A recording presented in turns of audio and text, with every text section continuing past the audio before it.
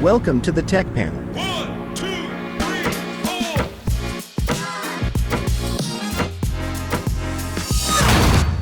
The podcast where tech minds meet. Hi guys, welcome to the Tech Panel. I'm Matt, and we have Arvin and Emma. And today we have a really special guest. He's the CEO and founder of Everlast Networks, Julian White. Julian, thanks for coming. No problem. Perfect. I guess, Julian, before we kind of dive deep into Everlast Networks and kind of why you're here today, I'd love to kind of get a bit of background about yourself. So, yeah, can you kind of tell us a bit about yourself? Sort of just a windfall, really. Okay. Oh, I love a good windfall. Yeah. Just landed in the CEO role. Yeah. No. It sounds a little bit more important than it actually is, and a little bit more grandiose. But I was doing some IT consulting at a little local firm here, and I had a couple of mates I was just hacking around with, just making interesting things. And Yeah. we started getting letters in the post from Optus and then Matted Bank and then Latitude saying, "Oopsie daisies, we lost your data, and there's nothing you can do about it. Here's what you have." And I got my passport taken, my license, my credit card, and then Latitude went through, and there went all my credit information. Oh my God. I made a lot of good money off those, though. Well, some people did. Yeah. And well, I think it was like a massive portion of Australians are actually affected by these hacks, but then we all Yeah. quickly forgot about them, and the next breach happened, the next breach, and it's just getting worse and worse, more expensive, bigger scopes. Yeah. And my friends and I, we put our heads together and we're like, well, it's pretty obvious that the current ways that we secure and encrypt our data are not good. There's about 1 million companies out there that focus on data at rest, which is like, you got Google Drive and OneDrive. They encrypt data and databases when it's actually on the system. So yeah, you can still pull it, and then you can just spin up a couple of GPUs or a couple of servers to try and crack it, and eventually you get it, right? And the way that data is always got in the end is because someone's intercepted the connection or just hammered the server that it's sitting on until they get in. And so the problem's always been the door and the pathway leading to that door. And we thought, well, that's part and parcel of the issue. So why don't we build something better? And for about a year, we worked in stealth mode, just making a new protocol to access data in such a way where only the people who deserve access get access to it. And for the rest of the world, it doesn't exist. And I guess before we kind of dive into your company and your technology, as I guess some panelists like ourselves and potentially the audience as well, cybersecurity, it's a big word, it's a scary word. Can you kind of describe in your own words actually what that means? Cybersecurity. Yeah. Like, imagine for a moment, I have never heard of cybersecurity. I've got this antivirus installed on my computer, but that's about as far as my knowledge of network security goes. Like, how would you describe the system that you're implementing and what type of value it brings to someone if they don't know much more past that point? Well, it's really something for system administrators, the CEOs to implement rather than customers. Right. This is something that an end user like yourself or myself would just use without even thinking about it. It's always about being, how can I trust companies with my data? And everyone trusts companies with their data, but it's very obvious that they're not doing a good enough job. Yeah. And so we wanted to make a way that cybersecurity is just secure by design, but not an afterthought. Makes sense to me. I definitely would imagine the right solution would be something that runs seamlessly behind the scenes versus something that you have to constantly look at and configure and make sure is managed correctly. Yeah. And you see that all the time with like APIs and even IoT devices like critical infrastructure. Yep. They have to constantly check the password, send someone out to update the firmware. Or, currently, the best security that they usually use on IoT systems is probably a VPN. But we talked to one of the largest IoT providers in Europe, and they turned around and they said, well, we don't really like VPNs because it always loses the account or it disconnects, and we have to send someone out there to reconnect it. And maybe 30 minutes later, it'll disconnect itself again. And what kind of happens here? Like this solution sounds like it's more infrastructure related versus something that any of us would ever install on our computers. Imagine if it's something where the risk is an interception, not data at rest, as you were describing, then what happens once it leaves your domain? How do you still maintain uh, that level of security? If I'm still imagining I've thrown the ball, but I've thrown it outside of the field that I work in, and now it's on someone else's receiving end in a different field. Yeah. Does the system have to be installed in both areas to be? That's correct. So as I said, it's a protocol. Yep. Which would replace any existing connections or processes that actually exist. Right. However, we've made it extremely easy to implement. So previously, what we would actually do to secure data in what's called a zero trust environment, Mhm. where you would send it you want to get data from A to B, right? Yep. And you do that by putting a company or a service in the middle. And that's like Cloudflare or Microsoft, or Mhm. Google. And you route your data to them, and then they route it to the secure endpoint, right? But that's not really true zero trust ethos. It's you're trusting a third party with your data, right? And we don't trust those people. There's a very good reason why governments and infrastructure providers don't use Cloudflare and Microsoft to handle their infrastructure. You don't see NGX using Microsoft for securing their energy grid systems, for example, right? It's always been about they want to have no reliance on anyone else but themselves. And big Yeah. companies and organizations, governments have spent billions or even trillions on their own infrastructure. Why would they route it through, let's say, Cloudflare Pro account, which, it has multi-factor, but the account's still there. And so it's just a matter of time till someone gets it. Yeah. And so what we wanted to do is build a system whereby you can connect A to B completely seamlessly, where even not even Everlast can actually see what you're doing with it. All we care about is shipping updates, getting you the most secure version of the software. We don't see or touch anything else. I'm kind of imagining in my brain how this process works. It almost sounds like a modem where you are encrypting something for distribution over the network, then it receives on the other end and it modulates it or puts it back into a. So is that essentially what you're doing? You're just creating a new language for both systems on either sides of the field to When it's decrypt dial and then in, encrypt. That's correct. Got it. Yeah. Okay, that makes more Imagine sense. it like you work in an office in the city, Mhm. or let's say even just here at the tech panel, right? Mhm. You want to come here. Your home is in the city.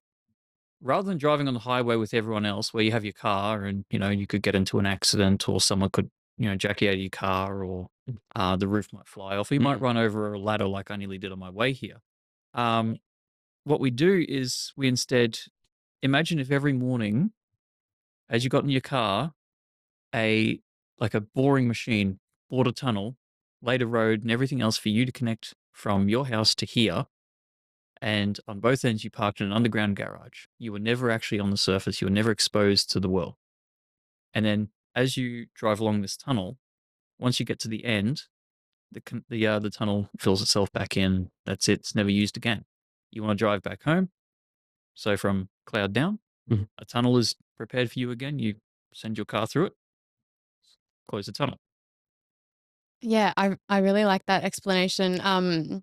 Just like curious, Julian, I guess, why is cybersecurity sort of gaining more and more relevance like in our society? Like, and I guess who can use Everlast? Like, can we use it in our homes? Like, is it for businesses? Yeah. So it's getting more prevalence in society because it's now obvious that companies are treating it as an afterthought rather than as a requirement. Yeah. And on top of that, we've also got a really big issue in this country where cybersecurity is often understaffed or even underpaid. And so a lot of talent, there's not enough feet on the ground and, Yep. and eyes on screens. And the problem is that it's not just about the training. Mhm. We're currently putting a whole bunch of cybersecurity students through university. That's not the problem, right? Yeah. The problem is retention.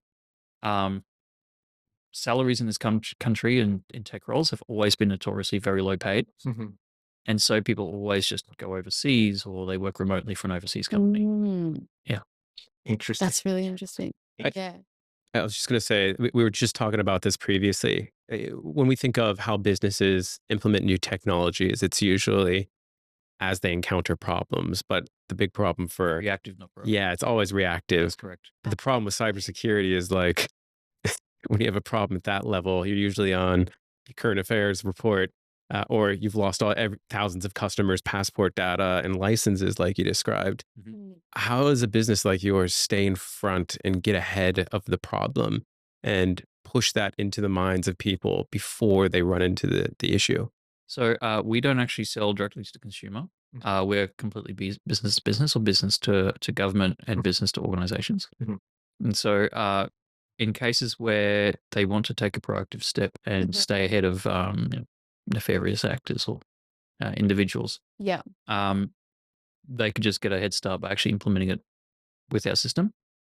The problem is also a lot of companies want to implement very secure, strict methods, but it's always been a problem of it's either too hard or too expensive. Yeah. And so we made our system that is neither. Sure. You just install it on both ends. You integrate it to the app, or you run it on startup on a fleet device, or the IoT device in question just has this running in the background. Yep. And then up on the cloud or wherever you have this, we just run a secure gateway. And then the service that it's actually talking to remotely is just never exposed to the internet. And so we have this middle layer here, this secure handler that with these secure connections come in, gets internally relayed over an internal network, and then that data gets relayed back. Yeah. So potentially a lot of our audience are kind of business owners, and they might not know a lot about cybersecurity. What's the biggest risk from your perspective they might be taking that they have no idea about? So our target markets are not the small mum and dad shops. Might have like, maybe a website or one or two Gmail addresses they care about. Our target customers are the companies and the organizations who are fully aware of the risks and the responsibilities they have to protect data. Okay. And what are those risks though, out of interest? Like is loss of customer data, loss of organizational data, trade secrets, national security in infrastructure capability and availability. What happens when a sewer plant in Maroochydore, someone leaves the default credentials set, and then someone from China or Russia gets in eventually, and they find this IP address out there on the internet that's connected to this weird login page. They just type in admin and admin. Oh, and they discover a button to reverse the sewer flow or to evacuate the entire sewer plant. And next thing, the Maroochydore River is full of 200,000 liters of raw sewage. That happened quite a few years ago. Wow. I think we can all think of some situation where bad actors came in and did something when the systems were not secure as we like them to. I will confirm that fact. I don't know if it was 200,000, but it was certainly an issue there. Wow. Yeah, you don't think like you think like there's virtual, but like there's actual practical things that like can happen with these breaches. Yeah. Yeah. And I think this always comes down to like an education piece. And it's also laziness when we think about this. I kind of remember back in the days when I was working in IT, a lot of these things that have been implemented is off the back of, I think they're called ISO standards, or I forget what they were. But they're pretty much regulations that stated these things are needed for you to run a system adequately. And I'm wondering if those processes are in place right now for businesses when it comes to network security that you're describing. Is this something that the government or any of the new IT organizations are pushing for that are like mandatory requirements moving forward? So we're going to see more and more requirements for our ISO compliance, and also mandatory requirements for securely handling customers' data. For example, credit card information. In the 2000s, we used to store our credit card information on websites and servers wherever we were purchasing stuff from. And then suddenly requirements came in that data had to be very carefully looked after, and a lot of e-stores and online shopping then moved to like external payment providers to counter this. Do you find, because I'm fascinated, like these so-called bad actors, the perception is they're one step ahead and we're always chasing our tail. Like, they'll do something and then we'll find a solution. And a lot about your business seems like you're not only trying to solve a problem now, you're trying to solve future problems that could happen. Yep. Can you kind of describe a little bit of like how that looks, like what you guys are doing to solve these problems that might not exist right now? We're staying a few steps ahead by look, we do make some pretty bold claims, but we're starting to back them up with actual research Okay. from both cybersecurity companies. Yep. We've tasked with actually hacking our protocol and also our connections, but also attacking us externally as well, Interesting. as well as some research academics. The feedback so far has been pretty good. That will be released in our white paper. Fantastic. Yeah, I'm kind of interested from the perspective of AI. Are you seeing the introduction of AI exposing new types of risks from a cybersecurity perspective? Yeah, it's making it more accessible as well. Yeah. Usually these things used to be skills that were honed by very skilled people, nefarious actors. And I'm wondering if AI is kind of putting these things in the hands of anyone that wants to do something that could have a serious negative impact. AI is it's got its risks and rewards. It is making it easier for a lot of people to get into hacking, but also easier for people to get into programming as well. True. But when we think about things from a cybersecurity perspective, I'm kind of imagining on this encrypting part, right? You said when data's at rest, it's kind of an easy target. People can take their time with trying to decrypt or figuring out what that language is so they can start deciphering that data. Do you feel like AI creates a new layer of risk to organizations like yours where they can just leverage massive computer systems to sort of decrypt that information? I wouldn't put it on AI to do that because it's more of an infrastructure question. Sure. So the answer is possibly, but we've got a few little tricks up our sleeves to sort of mitigate that as well. I'd love to ask what those are, but I imagine that'd be very an network. proprietary. It's trade secrets right now, but yeah, it'll be in the way. It'll be there. I like it. Yeah. So moving on from there, I'm kind of wondering, what are some of the bigger challenges that you've experienced moving into this realm? Like you said, it was a bit of a windfall. You started off in sounds like humble beginnings, and you got pushed into this trying to solve some of the bigger problems that people are running into today and for the future as well. Walk us through the life in trying to manage this new organization. What are some of the challenges that you kind of bumped into that you were not necessarily prepared for? It's mostly management and experience. Yeah. Experience has really just been with startups for the last couple of years of my life, and really just solving issues in computing. And we solved this big issue. We sort of put our heads together and cracked this out over a year. And I'm sort of just filling the role simply because I have the experience too. And but I've also got a really fantastic team that help out, and we all sort of just share the load and do all the tasks. Yeah. I wouldn't even know where to begin trying to understand like what that organization looks like. I don't even know who I would need to put that team together. How many people are in the company? We've got 6 so far. Yep. Okay.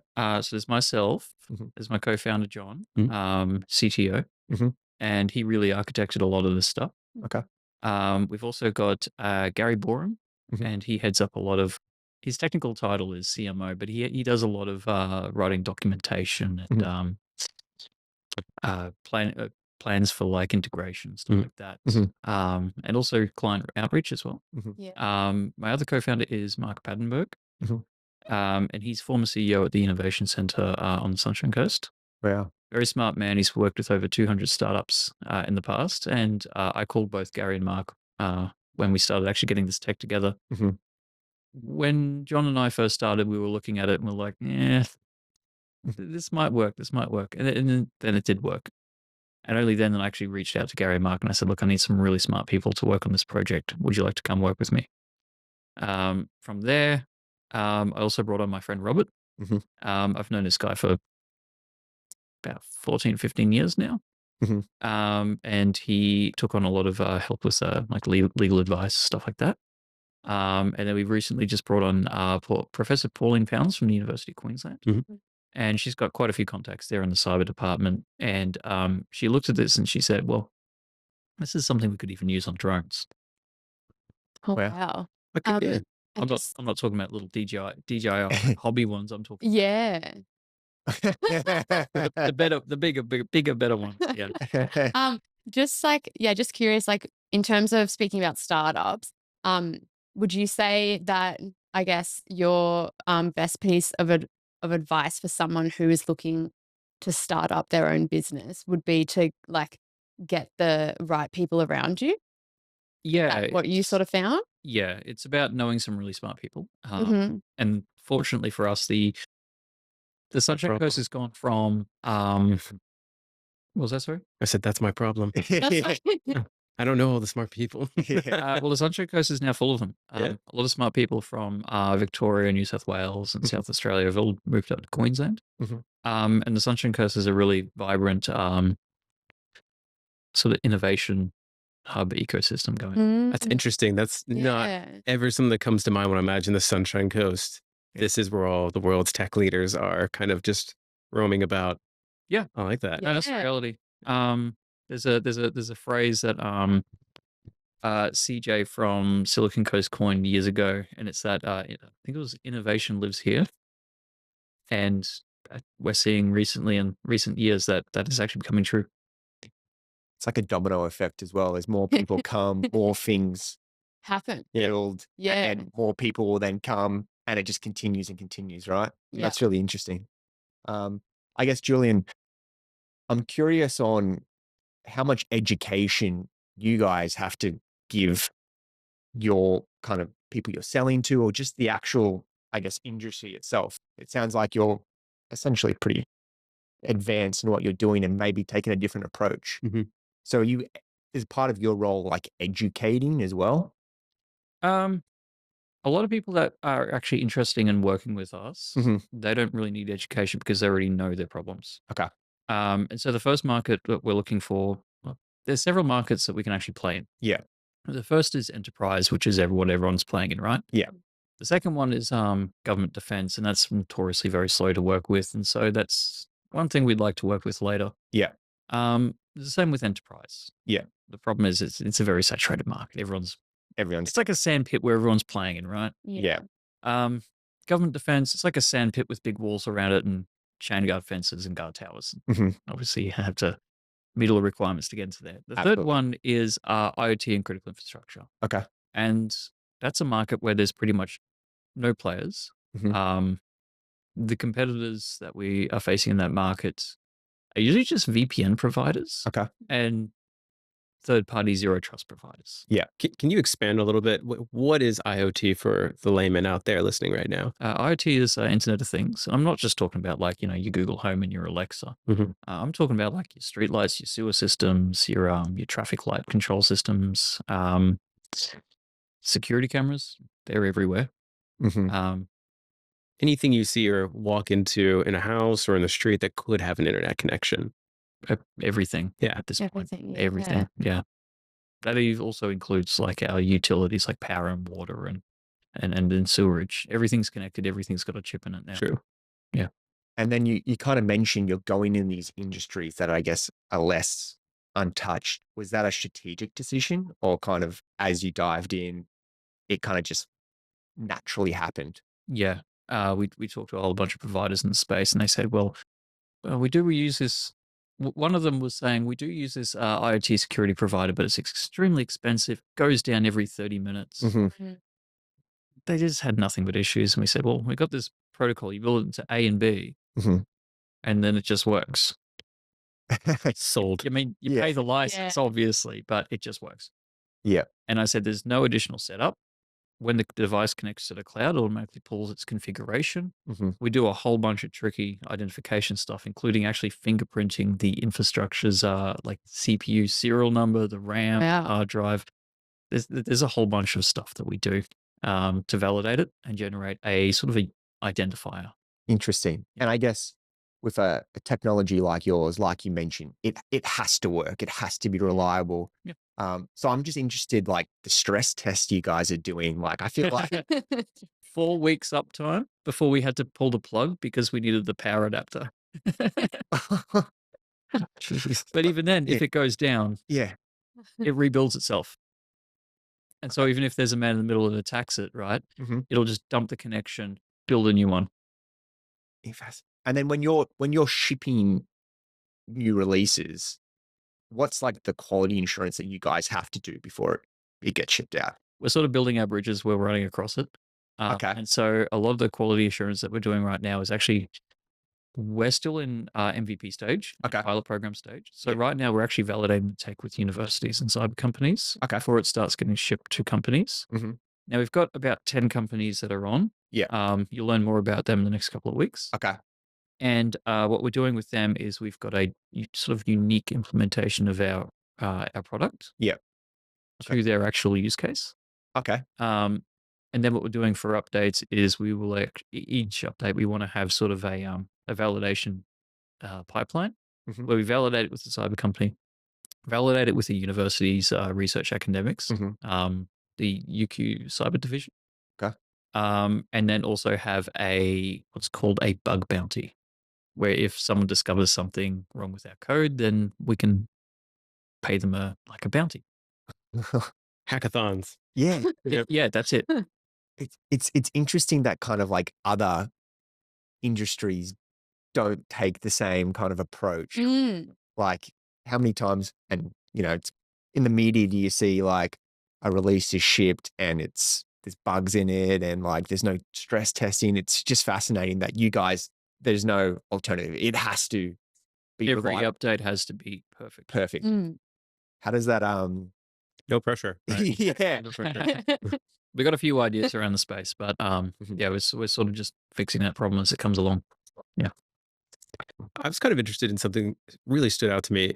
I understand conceptually how your system works. It needs to be installed on two completely different ecosystems, on the sending and the receiving end. Yeah. You said something about drones. How would that work? Because a drone is like an IoT device, for lack of better It's words. something I can get into right now. Ah, dang.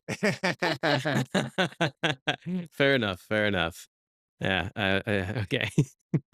Julian, just quickly, so as a business owner, when Interrupt you, I will give you a short answer though. Yeah. Let's Let me do think it. on it. We don't necessarily need the internet to securely connect A to B. We can use whatever wireless network is available. Interesting. interesting. Yeah. Well, I'm just not gonna keep all I- poking that bear. That's Question. yeah, as a business owner, when should they look at installing your software? Like obviously in a perfect world at the start of their business, but when should Any point really. yeah. So for example, one of the use cases that we have in our pilot program is it's a web hosting company. Mm-hmm. And they only look after about 10 sites, Yeah. but they're always finding Chinese and Russian IP addresses are constantly trying to log into the WordPress backend, Mm-hmm. into the server itself, trying to probe for the database. And they're Yeah. like, well, that's a problem. Mhm. Because okay, it's secured, it's got multi-factor, but what if we could just remove the risk entirely? And how do they know that they're getting On the back end of the server, yeah. it shows an actual log of Okay. like an IP address what it tried to access. Okay. Yeah. Yep. Yep. So then they would see that. Yeah. And then that's when they can come to you. Yes. Okay. There's other providers like Cloudflare, for example, that does like blocking through a firewall, Yeah. and so it'll block incoming connections. But people are smart. Mhm. People get around those blocks. It's actually very easy to get around them. Yeah. That's really interesting. Where do you think the industry is going? Like it's obviously constantly changing and evolving. Like what's your prediction for the next Cybersecurity or tech industry as a whole, cybersecurity? we're going to see a lot more AI stuff, definitely, for good and for worse. It's always AI every single time. Yeah. Is your business using AI? No, we're not. Is there a plan to? No. Okay. Interesting. Interesting. Did we hear correctly that you're currently in a phase 1 pilot right now going into phase 2? Yes. Phase 1 of our pilot program is validation. Phase 2 is actually implementation. And then what's phase 3? Phase 3 is go to market. Okay. Yeah. So you've got 2 more phases left to go, and then organizations can start actually fundamentally start incorporating that within their technology stack. Yeah, we're starting to onboard people now. Got it. Would you consider them sort of beta customers? I would call them alpha customers. Okay. Okay. it's sort of like first in, first best dressed. Mhm. So to all the people on our pilot program, we're actually giving a significant discount in the long run. Mhm. And that's going to be locked in at $1 per device per month. Wow. Now, compared to other zero trust and VPN providers in the market, that is unheard of. Yeah. Mm. Our plan is really just to win people on the price. Yeah. Because people will look at the technology and go, there's a billion features here. I don't understand it. All I know is it's cheap. Yeah. And then people will start seeing it's reliable. Yeah. It's Yeah. extremely secure. And then we can start winning on technology. That's fascinating. Actually, Mhm. like any, I guess, whatever you're selling, that's a very interesting approach of that's getting them in the door first. Our Mhm. product is going to win. Yeah. We just need to try it. Yep. And obviously that's very tactical that you guys have decided that your product's best in class. Like I said, we've got some very smart people working with us. Interesting. Interesting. Is that a recommendation you see to other companies as well? Like potentially this pilot, alpha, beta before we go to full release? Yes. Okay. Yeah. There's going to be some very lucky customers out there, it sounds like, if they can just get in front of you early enough and have their system protected like no other. Yes. Cool. Mm. No, I guess we want to do the final question. I'll let either of you take it away. Cool. I guess, Julian, we always finish the podcast with this final question we ask everyone. So I'd love to get your opinion as well. So over your lifetime, what's been your favorite bit of tech that you've used? And it could be business related. Yeah. It could just be personal.